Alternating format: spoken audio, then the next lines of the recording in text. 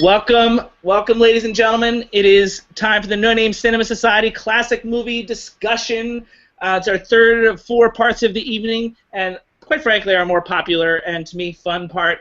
And very excited a lot of you are joining us. And tonight's movie is sort of fun, and I'll explain it in a little bit. We're talking about Educating Rita. I went the wrong way. There it is. Behind me. See, it's backwards on the thing, give me a break. So let me introduce my co-host real quick. First off, Davy Joe. How you doing, my man? Doing well. And, of course, J Money. Hey, everybody. I feel like I'm up against the fences tonight. I'm just taking hits from all sides. First JB, then Davy Joe, now maybe possibly you guys together. I don't know. I don't know how it'll go. But this has been a roller coaster evening for me, and I'm a little bit misty. I don't know how you guys feel. Misty? What do you mean misty? I mean, I'm just tearing up all over the place. I don't want to seem too easy going here, but I just feel like Davy Joe. You just make me cry a lot, Davy Joe. Well, I'm a tough guy. Yeah. Thanks for those kind words. You put my heart at ease. I really appreciate that. All right, so a couple things, guys. So we had some trivia over the course. Last time I teased this movie was it was based on a play, it's a movie based on a play, which is based on a play. Well, you could say it's based on music, which is based on a play. It's a tale as old as time, and the way that goes is Educating Rita is based on the play Educating Rita, which is in turn a modernization of ultimately George Bernard Shaw Pygmalion, which has been adapted in many different ways, including the musical My Fair Lady. You could also argue Pretty Woman and She's All That. Are also adaptations of that. Over the years, many different incarnations of this story. And we'll talk about that later. The other little tidbit that was the trivia on Facebook was that this is the first show that we've talked about on No Name Cinema Society that was also a part of my old show Film Revision on PBS in 2008. 2008, we talked about 25 films from 25 years ago on that show Film Revision, and so we talked 25 different films from 1983. This was one of them, and it was also my choice for my number 2 film of 1983. So it gives you a little early tidbit into what I thought about the film. Let me summarize it for you real quick. So Susan is a Liverpudlian hairdresser who also goes by a flashier name Rita at times. She's played by Julie Walters, and she wants to improve herself, and so she signs up for an adult learning course where she is assigned the snobby and drunken literature professor Michael Caine as her tutor. The results of which will complicate both their lives. Now let me ask you this, guys. Is my photo cut off for you guys? Yeah. Yeah, I think so. What is going on with these photos? We have to talk about this, J Money. Yeah, this is part of the problem with that system now. Yeah. So anyway, J Money was at our screening that we had a screening on September 11th in New York in 2015, and some of the people that were there are probably watching it right now. So J Money was there. With that said, Davy Joe, you can give us your thoughts first. Yeah, it kind of grew on me. I wasn't feeling it in the beginning, but then I got into the performance of Michael Caine, and I started to really enjoy this movie. That's interesting. And J Money, you were there, but did you start completely silent? Did you not say a word that screening? No, I feel like I did actually put some thought into some of the discussion afterwards, although I don't know. I seem to recall you really enjoying the film, but now it looks like you don't. Oh, you know what? No, I'm more referring to your co-title there. Oh, really? Failed by the education system? That's really more an indication of my own level of education. Oh, okay. All right. So, I seem to recall you enjoying the film from our screening, but did I remember wrong? No, that's definitely true. I definitely did enjoy the film from our screening. I would say it was, to me, a really solid. I'll just put this here. A really solid modern. For no apparent reason, I decided to put some candles into my candelabra tonight. And why would you do that? Why would you put candles into your candelabra? My candelabra, which is a fantastic show, by the way. I'm just going to put a little extra in there. There we go. Whoa! That adds up, by the way, to 2.1.5 candles, just overall. Just so we're clear. 2.15. Copy that. 2.15. So some of the people that were at the screen are watching right now, I'm sure. So maybe they're going to feel differently. But my overall impression of the group is that similar to Davy Joe, but maybe even more so, is that I think there was initial, when it first came on, there was initial hesitance, but by the end of the movie, people, I think, loved it, and Jay Money will confirm or deny this in a second, but it felt like it was one of my favorite screenings because I really felt people were surprised by the movie, and we had a great discussion afterwards, and we'll touch on some of the topics. I think people were really, really impressed with it. There was a lot of discussion, and I guess we'll talk about it too, but there was maybe too much discussion about the ending. Like, there was a, and I guess that's the taste that people, that's the final taste that it leaves in your mouth, but that was the people, every time I called on somebody in that screening, people wanted to talk about the ending. But everyone loved the ending and felt like it set this movie apart. But I mean, I think they loved the movie overall, and almost to a T in the room. I don't recall hearing much of a bad thing about it. J Money, is that about right? Yeah, I remember generally a pretty positive reaction from everybody. I don't know how many people really legitimately loved it, but I do feel the sense that people sort of grew to really like it, at least. Like, I think that people did come around. I just remember feeling like, there was one other screening where I had this, and you were there as well, Jay Money, In Cold Blood, when I screened that several years ago, where I felt like the audience was genuinely surprised, and I felt that again. And maybe they didn't love it like I do, or like that, maybe like you said, but I felt like they were genuinely surprised by it, and that was really pleasing to me, to catch them off guard like that. For me personally, it's my number 72 favorite film of all time. It also surprised me when I first watched it for Film Division several years ago, and then watching it again at the screening, equally impressive. And I also think that it gives one of the greatest performances I've ever seen, and it's not Michael Caine. So let's start there, if you will. Personally, I think this is maybe one of the top 10 female performances I've ever seen from Julie Walters, who's also, incidentally, a standout in this year's Brooklyn, for those of you that have seen that film. Yes. And what I think is amazing about Julie Walters as Rita here is she performs a double arc, which I think is really fascinating. It's really fascinating as far as the story goes, like in terms of story structure, but it's also a damn hard thing to pull off in such a convincing way. In the sense that, so at first she has the arc where she improves her mind and becomes very literate and becomes the person that she thought she wanted to be, and then there's the extra arc. She grows even further to sort of realize that maybe that wasn't all it's cracked up to be. And I think that is, it requires a very delicate touch. And I think she performs it, admirably and with humor. Like, the whole package of this performance, I think, is extraordinary. She always amazes me, but I think she's particularly special in this movie. Davy Joe, what do you think?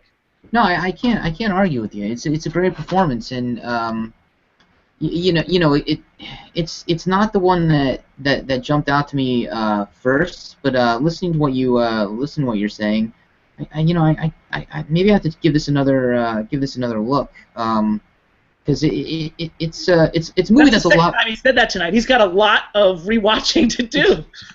It's a movie that's a lot more complex than you think at first. That's something that I think that's how my audience in September felt. Yeah. Like they were caught by surprise by it. Jay Money, where are you in Julie Walters' performance? Are we on board?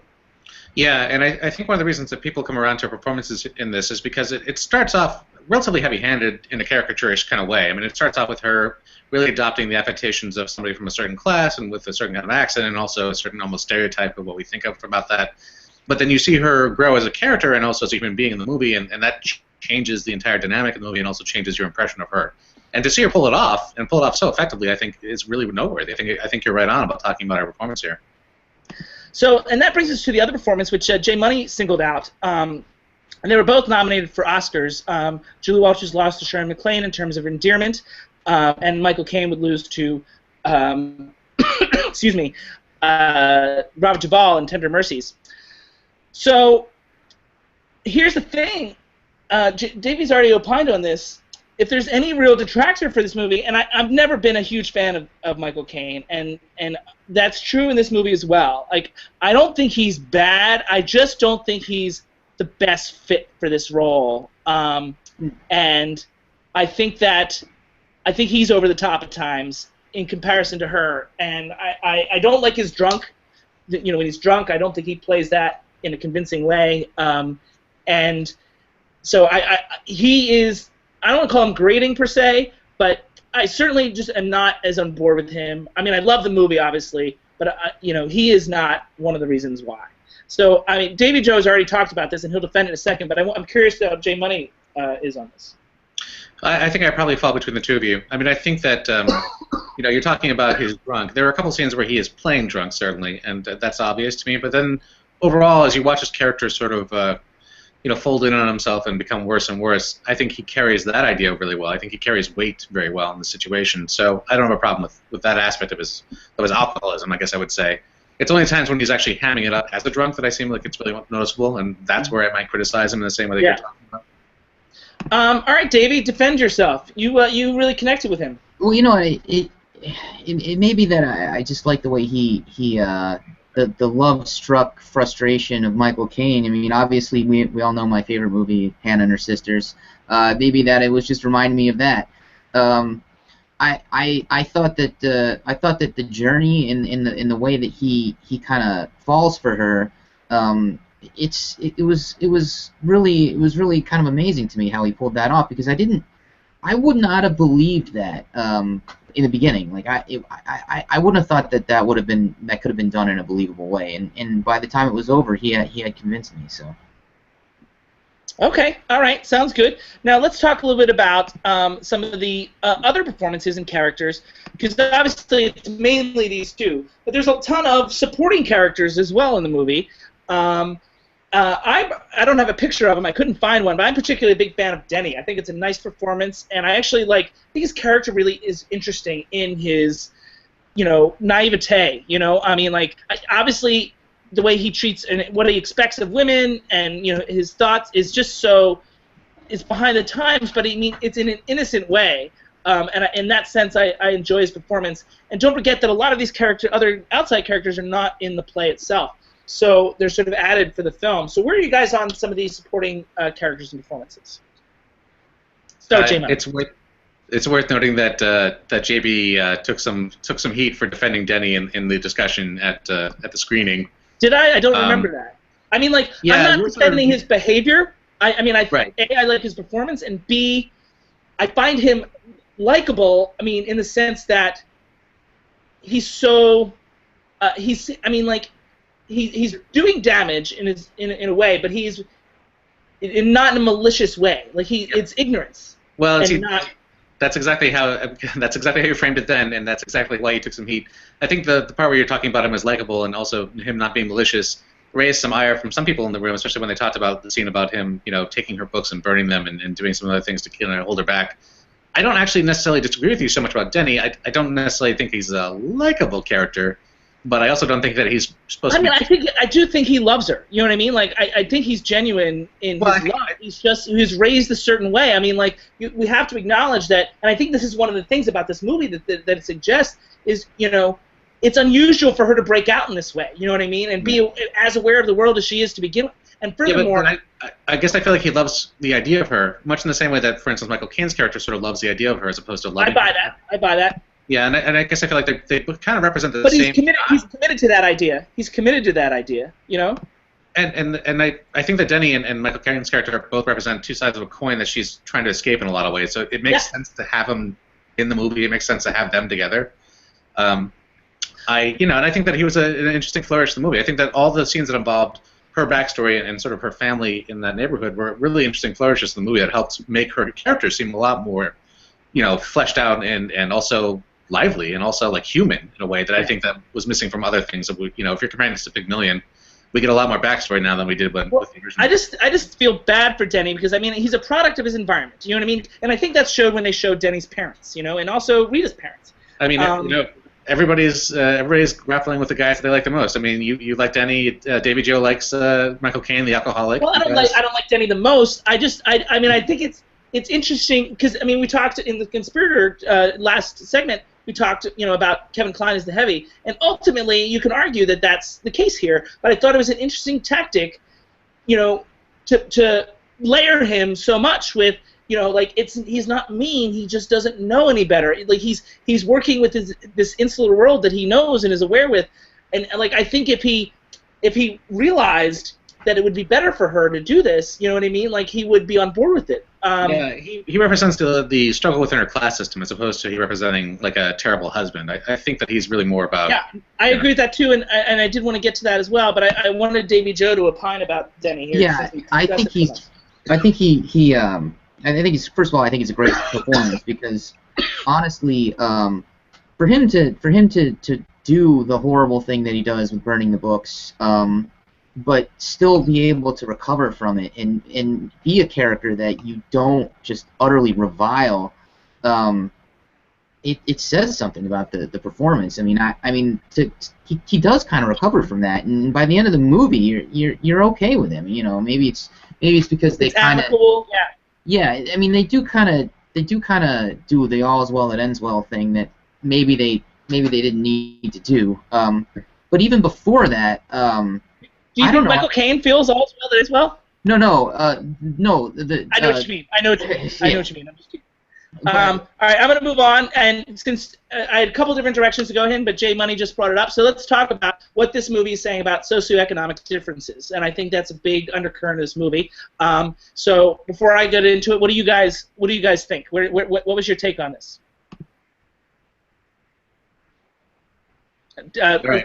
Davey? I mean, I think it, and I think the fact that it takes place in England also, it's definitely more of a class system. At least that's the way it came across. That a certain type of people. I mean, like the United States, I don't think this would work. I mean, people go to college here, and we don't think a whole lot of it. We don't think it necessarily makes someone more sophisticated because they, went to college. I'm going to disagree with you about it not working in America necessarily. I mean, I certainly think there's a lower class that could, that would appreciate a higher sense of education.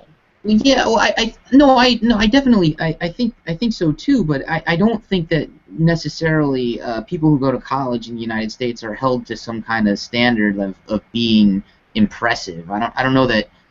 I don't know. Well, I think you're touching on something that I'm going to talk about, but I mean, let's hear what Jay Money has to say first. Okay. Well, I think it's a really nice cleanup and sort of modern interpretation of the source material. Pygmalion was always about the class system, and obviously this movie is also involving the class system, which is different than it was, 100 years ago when the original, or not 100, but whenever the source material was from. But I think this one also brings in a lot more. 30s. Yeah, I think the original play was in the late 20s, early 30s. But I think this one also brings in an extra element that's specific to more modern times. That would be, the class system for women. That would be where women fall in terms of their class system within, the working world. So there's a nice update to that I think is really resonant within the movie, and it still really works with the original intent of the movie. So for me, it all worked very well together. I think that there is also like a third. There's I think there's an upper class and there's a lower class. And in fairness to Davey's point about not working in America, I do think it would in its own way. But I mean, certainly there's an emphasis on literature in England and knowing the poets and things like that there wouldn't be necessarily here. And maybe that's what you're getting at. But also, I think that there's a middle layer in there within this film anyway, and that's the academia world. And the world because Michael Caine is not an upper class dude, and he mingles with them occasionally, but overall it feels like this academia world is somewhere in between.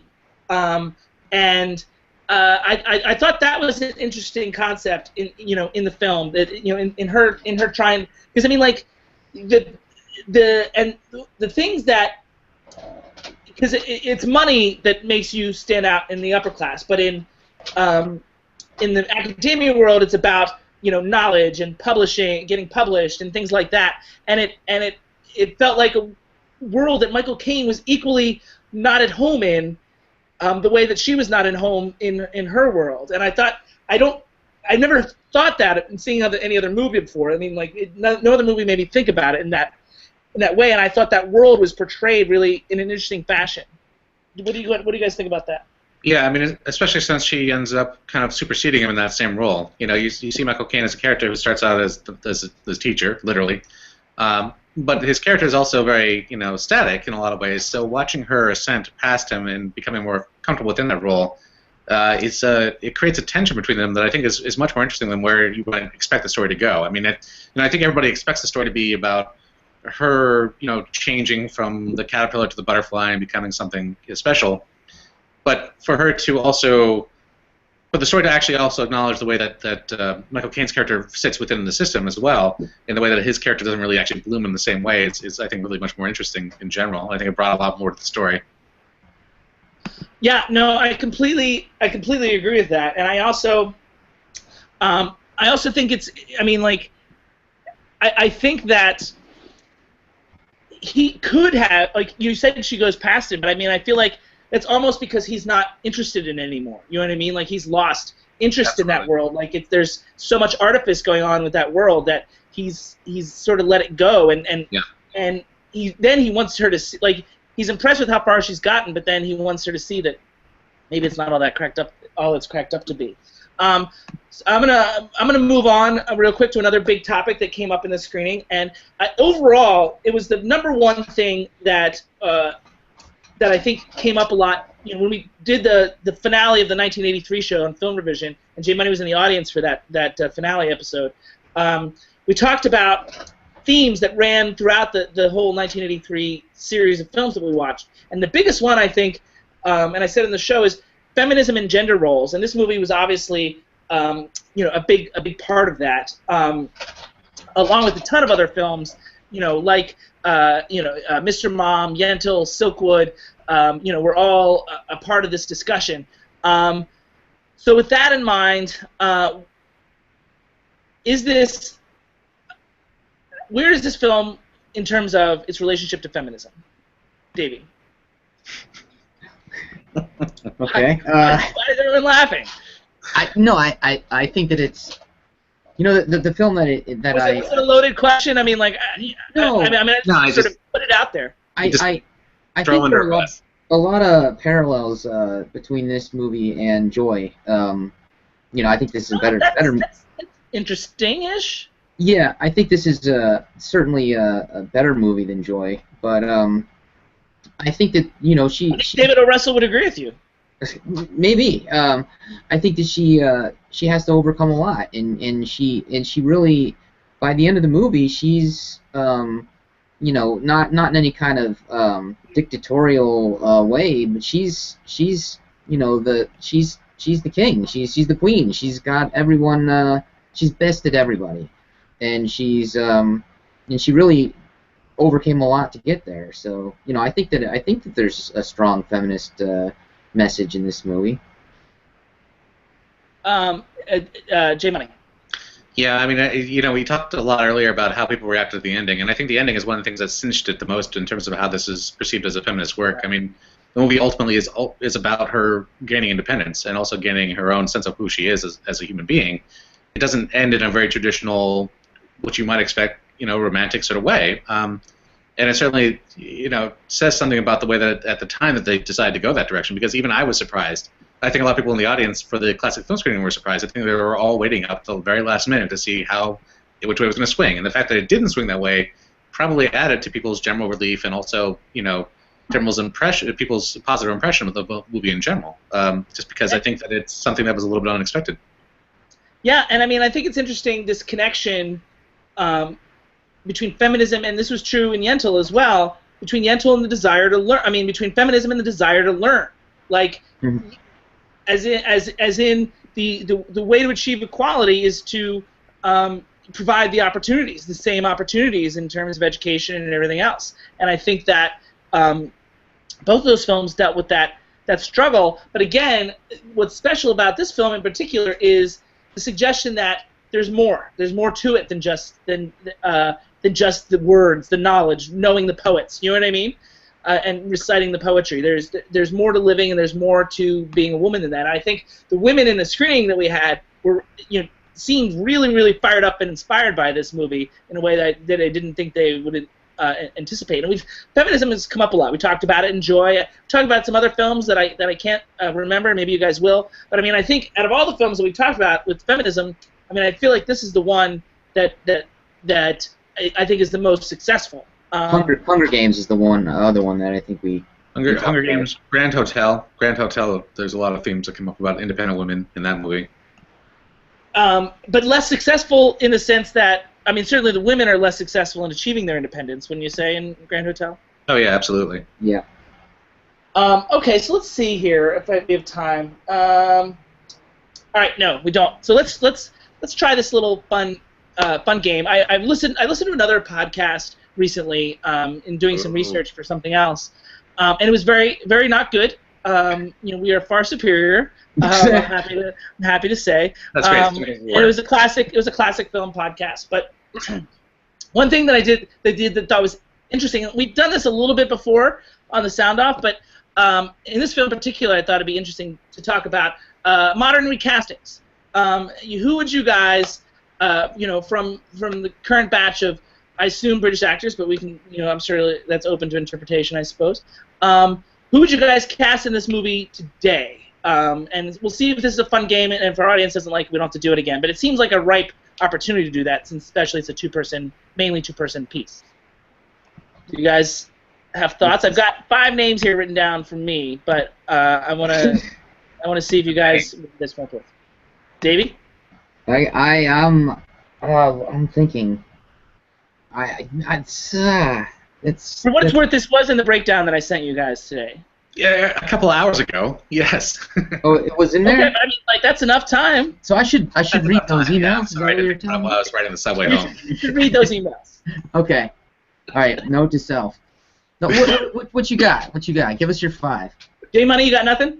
I would cast. I would put Emily Blunt in the character of Rita, and I would. Let me think here. That's not someone I had thought of. Yeah, I just feel like she has the right temperament to seem both.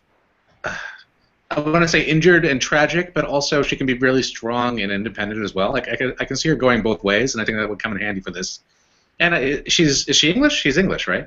Yes, she is. I'm trying to think of English actors to save them the trouble of the accents, though, because I'm assuming that we're going to, put this in the same place. We're going to cast this and set it. I mean, that's up to you, but yeah, that was my assumption as well.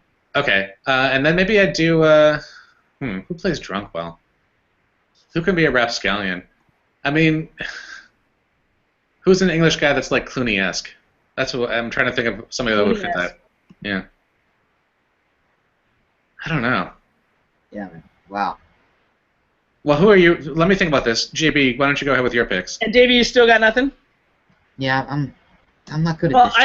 Well, the first thing that came to mind is I wanted to reunite our Shame siblings, Michael Fassbender and Carey Mulligan. Oh yeah.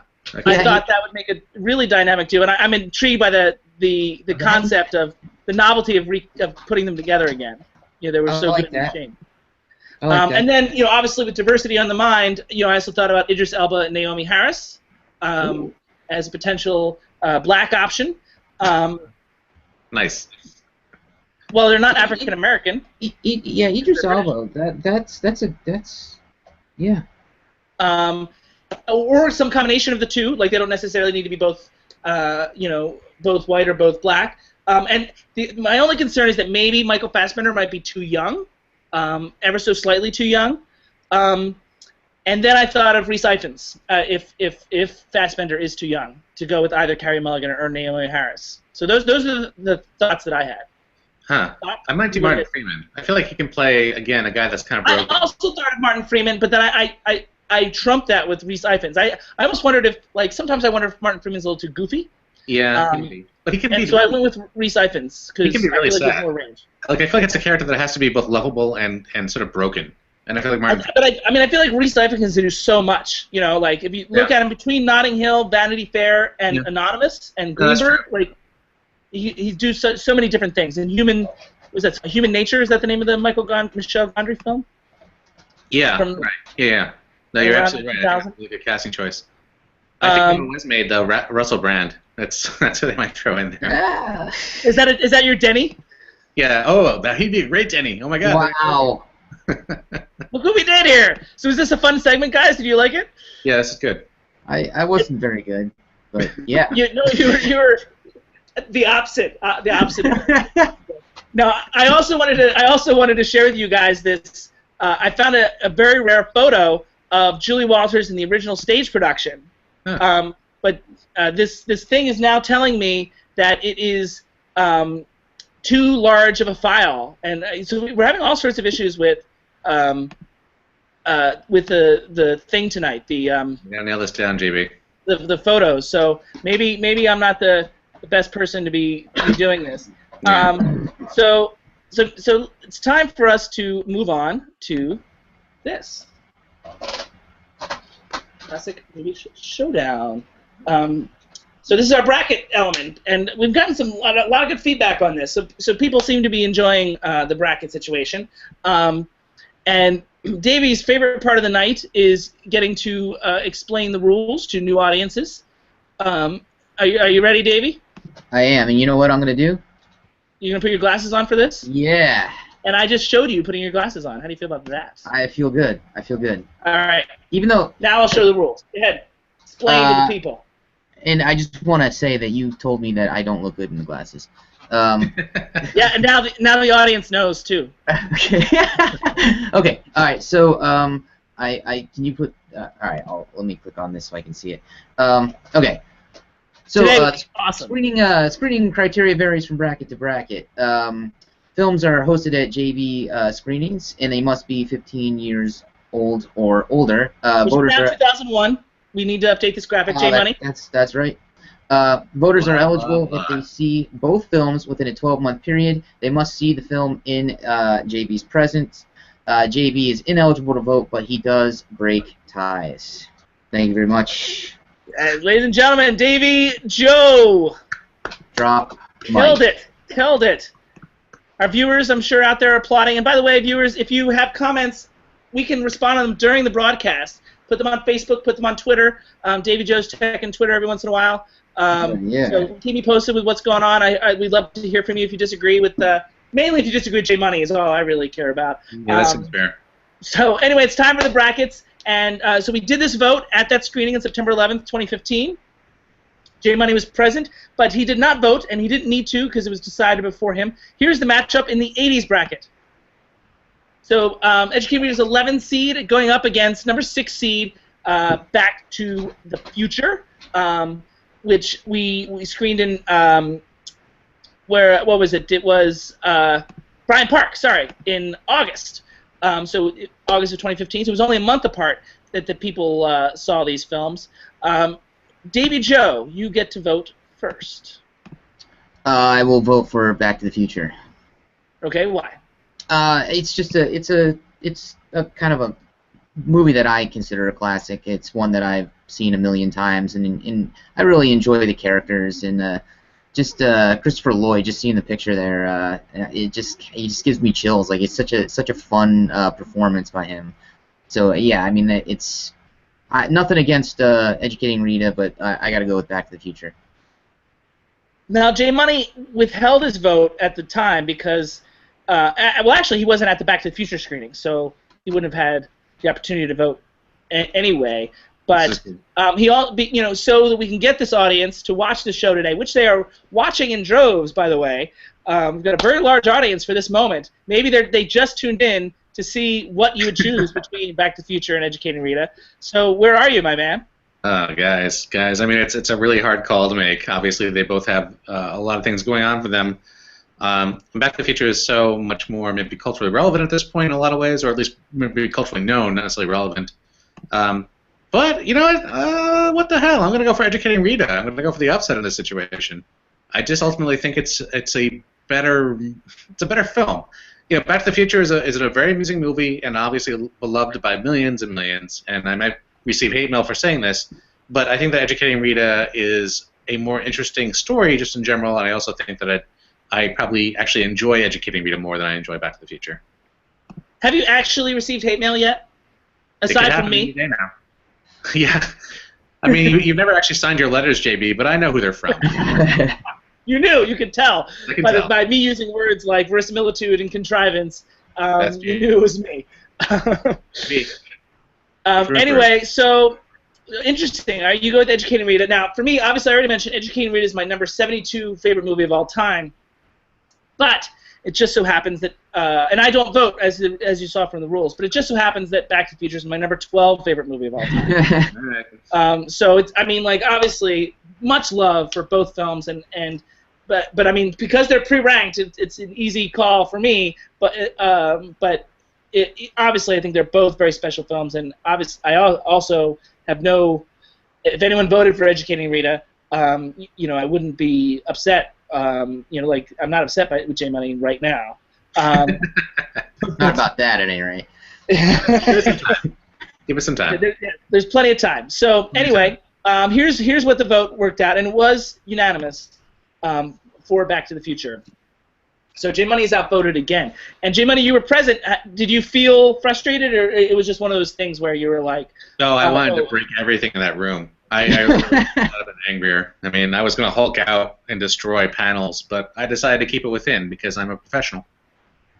Professional what? That's a really good question. That hasn't been determined yet. He's a professional. The oldest profession, I believe. All right. Well, things just got weird. So I'm happy. I'm happy to move on away from this. So Back to the Future moves on in the 80s bracket, and it is to be determined what it goes up against in the second round.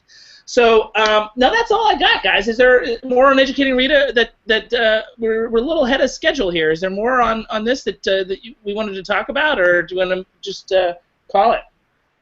Well, you want to talk about Back to the Future at all? I mean, we can. It's going to come up again in future things. How do you feel about Back to the Future 2? I like it okay. I'm certainly not as much as it's my least favorite of the three. Let's put it that way. But I don't think it's a bad movie. I think it's a bridge, really. Yeah, I guess I feel like a lot of people have that same impression, that it's the weakest of the three, but it's necessary in a lot of ways. Mm-hmm. You know, I guess for me, I feel like the Back to the Future franchise works on a whole. I guess I don't necessarily like any one specific movie strongly. You know, it's more like I like the idea of the whole thing. Not even the first one? I like the first one. Don't get me wrong here. I actually like the first one. I just feel like maybe it's just that I'm burned out on it. Maybe just from this year, because there was so much celebratory revelation around Back to the Future this year. I'm just tired of Back to the Future, and maybe that's what's throwing my vote at this point. I don't know. I will say, I mean, I think I've said this before as I just knocked the screen over a little bit. I do think that seeing Back to the Future in August with, 4,000 people in Bryant Park at an outdoor screening was one of the top 5 movie-going experiences of my life. Which is not, again, it's my 12th favorite movie of all time, so it was more than being just about the movie. It was the experience of watching that special movie in that place with everyone as one sort of reacting to it and clapping at certain moments, you know, and getting excited as a group. And like I felt that a couple times, you know, in outdoor screenings there was that. There was seeing Dirty Dancing in the cemetery in Los Angeles.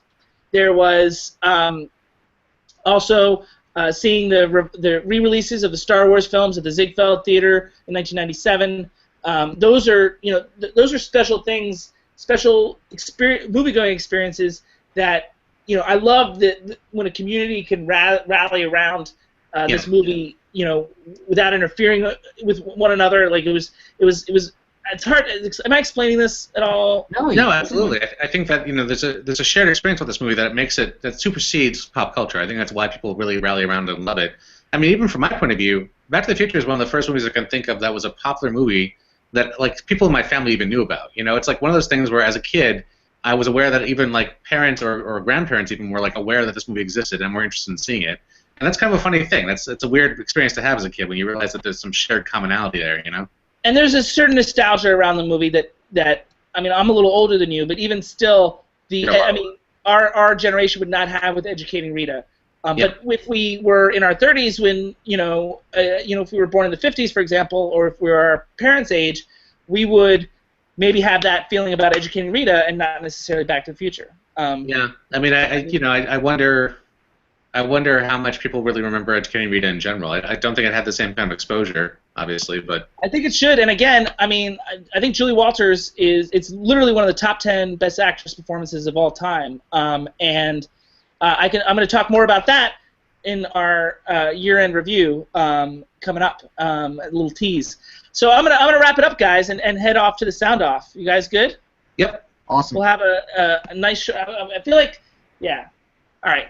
I'll have to think about it. There are other stuff that we could have talked about, but I'm going to let it go. So next up is the sound off, in which we are going to, Davey's going to have a diatribe, as forced on by me if he doesn't have anything for himself. And we're going to have a couple new segments that we'll surprise you with. And then also I'm going to do my top 5 Coen Brothers films of all time. That's coming up at 10 o'clock Eastern, 7 o'clock Pacific. We will share links within the next 15 minutes or so. All right, so that's our classic movie discussion of Educating Rita.